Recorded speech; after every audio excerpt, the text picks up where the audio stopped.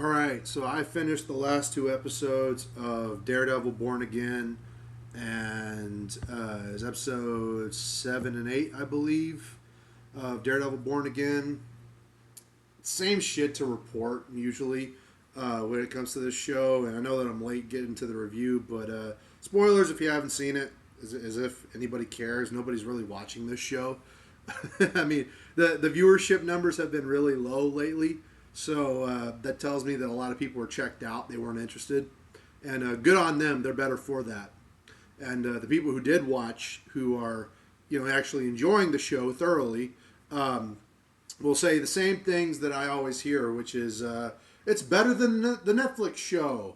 It's peak Daredevil. It's peak Marvel because everything's got to be fucking peak or whatever. That's their dialogue is all the same, like a bunch of hive mind idiots.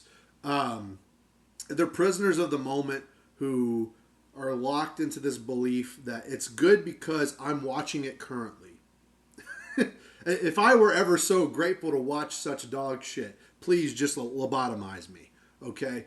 But this show, like, it tapers off near the end, and it makes less sense than when it began. It sucks that I was one of those few fools out there who was hoping that Foggy would come back in present day and not just a flashback, but I was sorely mistaken because clearly they killed Foggy to send a message to the Netflix fans. And yeah, message is clear now. Foggy's not coming back unless it's a flashback. And we know why they replaced him. It was because they wanted to bring in Kirsten McDuffie instead. They also make Karen Page a strong women. I'm Karen Page. Yeah, that was real enjoyable to hear her growl and grunt and beat up anti-vigilante task force agents with no armor on, even though they should be breaking her bones in real time based off of what we're supposed to believe about these people. But clearly, they're a bunch of useless idiots, is what Marvel thinks about ICE agents, which is the allegory for this. Of course, just like The Boys, this show is so filled up with its own allegory, it's so up its own ass that it loses the plot and it doesn't make any sense. I felt no emotion for episode 7. I don't even remember what happened in most of episode 7 other than a mock trial of Karen Page to try and like recapture what they did in the Netflix series, and it just doesn't work. They're not incapable of writing something intelligent in a courtroom drama. So they had to bring back Matt Murdock. Matt Murdock returns. How? Why? Where has he been? Nobody asked these questions. So he's just back. And so it was meant to draw out the Kingpin to do a testimony, which happens in the finale. Daniel Blake, James Gandolfini's son, he gets killed by Buck Cashman. And I was like, good. I was getting sick of that fucking character anyway. His dad was great. He's not as good as his dad, unfortunately. But BB Urich is the real villain of that arc because BB Urich is she used Daniel for her own ends because that's what activists do. That's what they always consider the message before personal interest. And so she basically used him and played him like a fucking fiddle before Buck ended up killing him. And she was just like, yay, thank you for dying for me. Thank you for dying for our cause. Wow. That's what the activists are, really. And so she was the one that ignited Antifa. And that's what I'm going to fucking call them. I'm going to call them Antifa. They're not pro-superhero people. They're not Daredevil people. They're not, people that support Matt Murdock and are against the Kingpin. No, they're motherfucking goddamn Antifa is what they are. Because that's what Marvel presented them as. They're not pro-vigilantes. They're not pro-superheroes. Those people couldn't give a fuck about vigilantes or superheroes because if they did, people like Daredevil, realistically, Daredevil, Spider-Man, Punisher, White Tiger would be putting those fuckers in jail. Because they're not fucking people, they're criminals.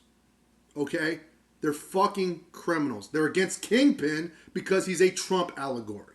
Because Kingpin is supposed to represent Donald Trump And they're supposed to represent the people Antifa. That's what that shit is. That's what it's always been, and you can't fucking convince me otherwise. That is the allegory.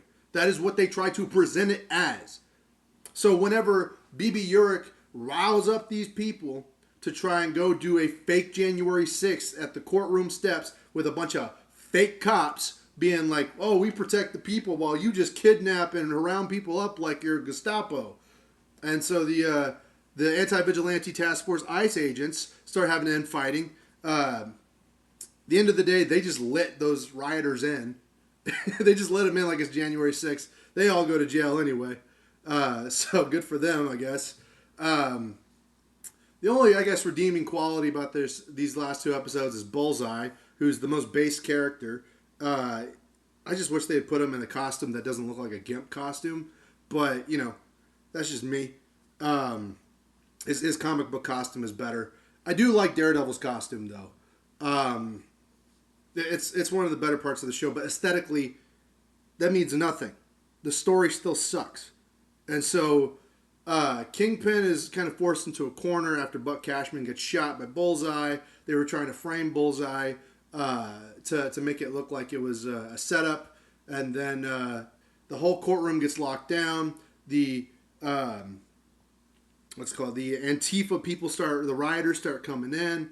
And I forgot to mention, because this is kind of important, and it was something that actually hit me a little bit, in the feels, because the one thing that made me feel something was that Matt Murdock was willing to give up his secret identity in order to put Kingpin away, in order to place himself at the scene of the crime when the Northern Star boat was sank, which was what the trial was going on about.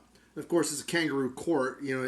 That whole trial was a sham to begin with. They all knew it was a sham in story, but writing it, it's like realistically that would never happen, and so it has no intelligence whatsoever. And so when Daredevil released his identity, it was like, oh shit, that was a crazy moment. That was actually something that I was like, oh, okay, we're going somewhere with this. Funny thing is, Kingpin walks away, and Matt Murdock goes to jail because he released his identity as Daredevil.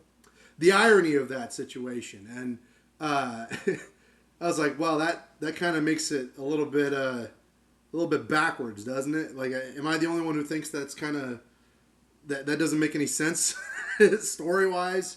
I don't know. Kingpin's gone. The anti-vigilante task force should be theoretically disbanded at that point. How would they still exist with Kingpin gone? And why would he go to jail for that? He was doing people a service, apparently. So what the fuck? Female Muse, Heather Glenn. I don't give a fuck about Female Muse. I don't care. You couldn't pay me to care. I just want them to not do that. And I personally thought they were going to kill Kingpin in this episode, because why not? You already assassinated his character multiple times throughout his run in Disney Marvel in the MCU, and then you killed Vanessa Fisk. So I'm pressed to believe that they're going to kill Kingpin. Of course, they have a scene where Daredevil starts to put on his costume with no less than 4 women: Jessica Jones, Karen Page, Kirsten McDuffie, I think, and then the governor of New York, who survived an assassination attempt after Bullseye saved her, which I guess makes Bullseye have a face turn, which I'm okay with. I thought that was cool. But at the same time, I don't really like the idea of making Bullseye a good guy either. They at the end of the episode, they line him up with Matthew Lillard's character to go overseas to do whatever in season 3. What was I thinking of?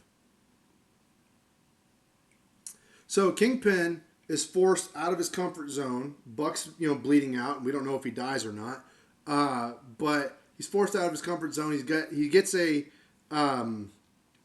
the district attorney of New York, I believe, gives him a deal where he can walk away and be free of his crimes, right? He can walk away and there'll be no charges pressed against him. It's a good deal. He should have taken it. Instead, he opens up the door as all the rioters are coming in, and they're all dressed in Daredevil costumes. They're all like, we stand with Daredevil and Matt Murdock. No, you fucking don't. And so it's funny. Matt Murdock only released his identity a couple hours ago. How did these people mass produce all the Daredevil masks that they were wearing? I thought that was funny. And then you had White Tiger, Ava Ayala, a little baby Chihuahua, 14-year-old, going like, we're gonna stand up to the ICE agents. You're a bunch of fascists. Yeah, that was funny. That was cute. That was real impressive. Good job. Good job. I'll give you a sticker. I'll put it on the fridge for you. And so I genuinely laughed, and I felt pure joy whenever Kingpin opened up the door and just started beating the fuck out of those protesters, out of those rioters dressed as Daredevil. I was having a good time watching that. I was like, good, beat them to death. I'm team Kingpin now. Fuck these people. Fuck all of them. And so I was genuinely laughing at that. I was having a good time. But I was also thinking in the back of my mind, oh, so he just murdered a bunch of people. He murdered like 40 people going to the hall. So that deal that the Attorney General just gave him, that's not going to fly no more because he just murdered a bunch of people. He just murdered a bunch of protesters, civilians. Of course, they make it to the hall. Karen Page, Jessica Jones are all there. Daredevil's there. And then all the protesters start circling around and trying to consume Kingpin. Matt is at a point where he's like, we're better than this. You know damn well they aren't better than that. Watch them try to beat Kingpin to death, which is exactly what the Antifa people would do. And so, as a result, Matt's Catholic guilt keeps him from Kingpin dying. And instead of seeing Kingpin finally die and get put out of his misery because his character can be only assassinated so many times, Daredevil basically convinces him to take the deal and walk away.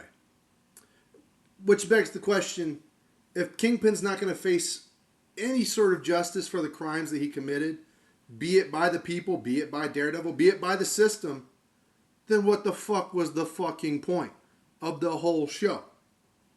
He just walks away scot-free off to a beach somewhere and faces no repercussions, while Matt Murdock, who arguably, depending on who you ask, saved the city, goes to fucking jail for being a vigilante. And before you go off on it's themes, you don't understand, it's tragedy. No, it doesn't make fucking sense is what it is.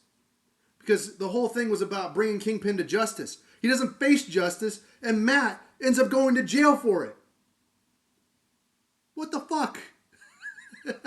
So I would be far from saying that this was pure character assassination, but it was just nonsensical. It was just nonsensical. Would I be mad about this? Probably would have been mad about it 5 years ago. I don't care anymore. I just think it's stupid. The show is fucking stupid. The people who support it, the people who think it's good are stupid because they think, just because it reminds me of the Netflix show, they got the aesthetics right. I understand the Easter eggs. I get the member berries. Oh, you got the member berries. Great job. You can juggle the member berries in your fucking ball. Juggle them in your mouth. Go with those member berries, bro. Because that's what this shit is. It's fucking for dumb people. It has no intelligence, no nuance, all allegory, Easter eggs, and fucking member berries. Oh, Jessica Jones came back. Should we be excited? Hell no. She doesn't do anything. She comes back and she literally does nothing. She has no character progression. She has no character arc. Luke Cage shows up for no fucking reason. Just to show us that her and Jessica Jones him and Jessica Jones had a kid. That's cool. I like that they had a kid. Fine. Why should I care? Why should I care narratively? How does that benefit the story? It doesn't. Oh, it's going to benefit it for season 3. I mean, we'll see. If they make season 3, we'll see. But how does it benefit the story now? How does it benefit the story at current present time? It fucking doesn't. It's just cheap member berries. And so I find myself in this predicament where I'm like, I want to like this show. I really do. I want to support it. I want to root for it. There's clearly a desire to make Daredevil good. But Marvel can't do it. They're incapable of doing it. And their fans are incapable of distinguishing the difference between Disney Marvel and the old Marvel that we used to love. And so, this show sucks. I wouldn't say it's as bad as The Boys, but it's having this back to back with The Boys is not exactly a fun trip, if you ask me. I'm glad it's over. I don't even know if I'm going to review season 3 if it comes out to season 3. I'm kind of done with this dog shit. I'm really just tired of it.